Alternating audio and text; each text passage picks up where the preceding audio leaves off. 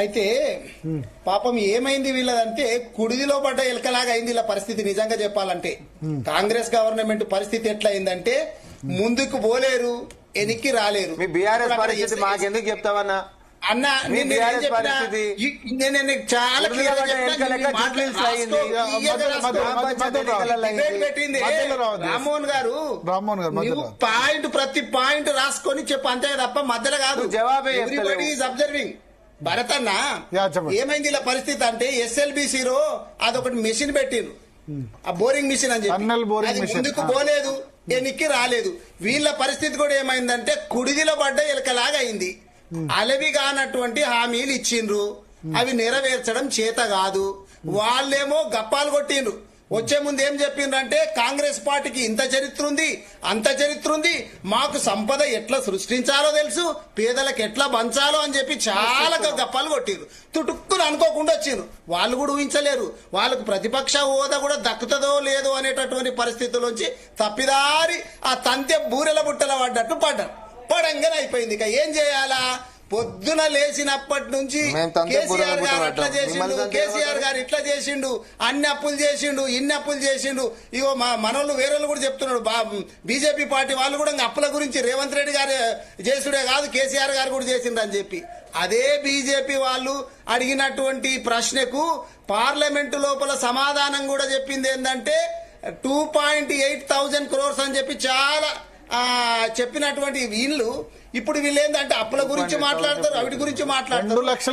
రేవంత్ రెడ్డి గారి స్టైల్ ఏంది క్లియర్ గా అంటే ఒకటి రేవంత్ రెడ్డి గారి స్టైల్ ఏంటంటే చర్చను పక్కదోవకు పట్టించాలా. ఇది రేవంత్ రెడ్డి గారికి వెన్నతో పెట్టిన విద్య. ఎక్కడన్నా యూరియా గురించి ఎక్కడ చర్చ వస్తుందా ఒకటి తీయాలా, అది నా మీద కన్నా పోవాలా ఫోకస్, కేసీఆర్ గారి మీద కన్నా పోవాలా, కేటీఆర్ గారి మీద కన్నా పోవాలా, అస్సలు సమస్య పక్కదో. కేసీఆర్ కేవలం 2 minutes మాత్రమే ఉండి జాతీయ గీతం పాడిన తర్వాత వెళ్ళిపోవడాన్ని దాన్ని క్రిటిసైజ్ చేస్తున్నారు. ఉంటే ఆయనతో గంట ఉంటే ఏమైతుండే, మళ్ళా వస్తాడా, సెకండ్ థర్డ్ వస్తాడా రాడా, ఇవన్నీ అడుగుతున్నారు. ఇప్పుడు కేసీఆర్ గారు ఒక్కటే ప్రెస్ మీట్ పెడితే ఇప్పుడు ముందేమన్నాడు, కేసీఆర్ గారు ఫామ్ హౌస్ కే పరిమితం అయ్యిండు, ఆయన బయటకే వెళ్తలేడు, అక్కనే గడిలల్లు ఉన్నాడు అంటే బయటికి వచ్చి ఒకే ప్రెస్ మీట్ పెడితే కాంగ్రెస్ పార్టీ మొత్తం అతలాకుతలం అయినట్టు, ప్రపంచంతో ఊగిపోయినట్టు ఇంతమంది సమాధానం చెప్పలేనటువంటి పరిస్థితి ఉంది. ఇప్పుడు ఆ ఘోష్ కమిషన్ చర్చ పెట్టిన రోజు కూడా ఘోష్ కమిషన్ కు సంబంధించిన చర్చ పెట్టిన రోజు మా హరీష్ అన్న ఒక్కొక్క నాయకుడిని కాంగ్రెస్ వాళ్ళని చీల్చి చెండాడుతుంటే వీళ్ళు 10 మంది 10 దిక్కుల నుంచి లేస్తే కూడా ప్రతి ఒక్కరికి సమాధానం చెప్పినటువంటి ఘనత మా పార్టీది. అయితే సోదరుడు 299 టీఎంసీల నీళ్ల గురించి మాట్లాడుతున్నాడు. అయ్యా సోదరా, ఈ 299 నీళ్ల ఘనత మీ పార్టీదే నాయన, జర ముందు తెలుసుకో. అధికారం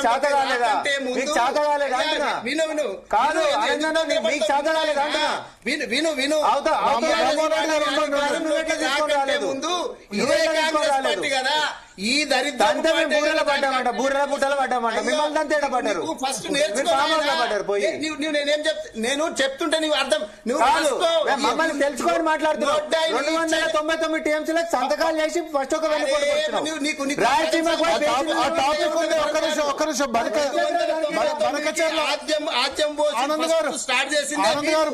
బనకచర్ల నెక్స్ట్ చర్చిద్దాం. నెక్స్ట్ ఉంది ఒకటే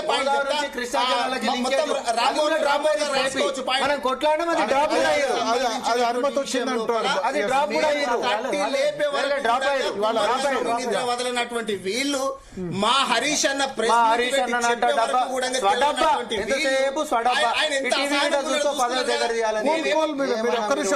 ఆనంద్ గారు చెప్పండి వద్దు చెప్పండి. ప్రతిపక్ష నాయకులకు రాజీనామా చేసుకోమన్నారు. ఎవరు మాట్లాడతారు కేసీఆర్ గురించి? ఎవరు పట్టించుకుంటాడు? ఎవరు పట్టించుకోడు? ఆయన బయటకు రావాలంటే గజగజలు వణికిపోయినామంట. వణికిపోయి రాసుకో తమ్మి, ఎందుకంటే ఒకటి చేత కదా ఆనంద్ భాయ్, నాకు తెలియదు. నేను ఒకటి అంటున్నా, గజగజ మీకు వణుకుతుందేమో, మాకు కాదు. రామ్మోహన్ గారు ఆనంద్ గారు చెప్పింది కింద పడ్డ కాలు మీద అంటే ఎట్లనే మీ పరిస్థితి. హరీష్ అన్న మాట్లాడే వాళ్ళకు కూడా వీళ్ళు కుంభకర్ణుని నిద్ర వదలలేరు. మళ్ళా ఢిల్లీలో అక్కడ మీటింగ్ పెట్టిండ్రు ఆంధ్రప్రదేశ్ వాళ్ళు అంటే ఈయన ఏం చెప్పిండు, నేను మీటింగ్ కు పోనే పోను, రేపు మీటింగ్ అంటే ఈ రోజు కూడా నేను మీటింగ్ కు పోనని చెప్పినటువంటి ఈయన మళ్ళా చంద్రబాబు నాయుడు గారు ఏం చెవులో ఊదిండో తెలియదు కానీ ఆగమేఘాల మీద ఢిల్లీకి పోయిండు. ఢిల్లీకి పోయి కూడా బనకచర్లకు సంబంధించినటువంటి అంశమే లేనప్పుడు బనకచర్ల నెక్స్ట్ డిస్కస్ చేద్దాం. నెక్స్ట్ ఉంది బనకచర్ల ఉంది, లెటర్ డిస్ట్రిక్ట్ బనకచర్ల నెక్స్ట్ చర్చిద్దాం. నెక్స్ట్ మొత్తం మీద నేను చెప్పదలుచుకున్న పాయింట్ ఏంటంటే రేవంత్ రెడ్డి గారి డైవర్షన్ పాలిటిక్స్. ఏదన్నా అంశం చర్చ జరుగుతుందంటే దాన్ని డైవర్ట్ ఎట్లా చేయాలా, నేను ఇట్లా పోయినా వీళ్ళు ఆరి తేరినటువంటి రేవంత్ రెడ్డి గారు వాళ్ళ బృందం. ఇప్పుడు కేసీఆర్ మళ్ళీ సెకండ్ థర్డ్ రాకపోతే మళ్ళీ బ్లేమ్ చేసే అవకాశం ఉంది. ప్రతిపక్ష నేత 5 లక్షల జీతం తీసుకుంటాడు.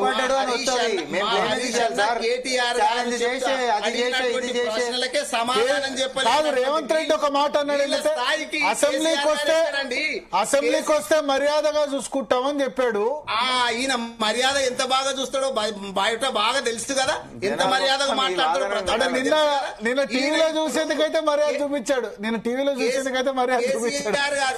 ఫామ్ హౌస్ నుంచి బయటకు వచ్చి ఒక్క ప్రెస్ మీట్ పెడితేనే గిట్ల అయినటువంటి ప్రతిపక్ష నాయకుడి హోదాకి రాజీనామా చేయమని ఎవడు మాట్లాడాడు కేసీఆర్ గురించి? జనాలే మర్చిపోతారు. ప్రతిపక్ష నాయకుడు పదవికి రాజీనామా చేయమన్నారు. అరే రాజ్యాంగం కల్పించిన పదవిలో కూర్చుండు కాబట్టి మాట్లాడుతున్నాం. రాజీనామా చేసి గజ్వేల్లో కూర్చోమను. ఎవడన్నా మాట్లాడుతాడేమో అడగప్పుడు రాజీనామా చేయమను. కేసీఆర్ గారు రాంగ్ అని అందరు మాట్లాడుతున్నారు అంటే ఆయన ప్రతిపక్ష నాయకుడు కాబట్టి మాట్లాడుతున్నారు. టీంలో కెప్టెన్ గురించి ఎవడన్నా మాట్లాడతాడు. రాజీనామా చేసి పోమని ఎవడు మాట్లాడతాడు చూద్దాం. ఎవరు మాట్లాడు మర్చిపోతారు. మీకు మీరు ఊహించుకుంటారు. మీరే అన్నారు మొన్న రిటైర్మెంట్ అని చెప్పారు, మరి వచ్చాడు ప్రెస్ కాన్ఫరెన్స్ పెట్టాడు.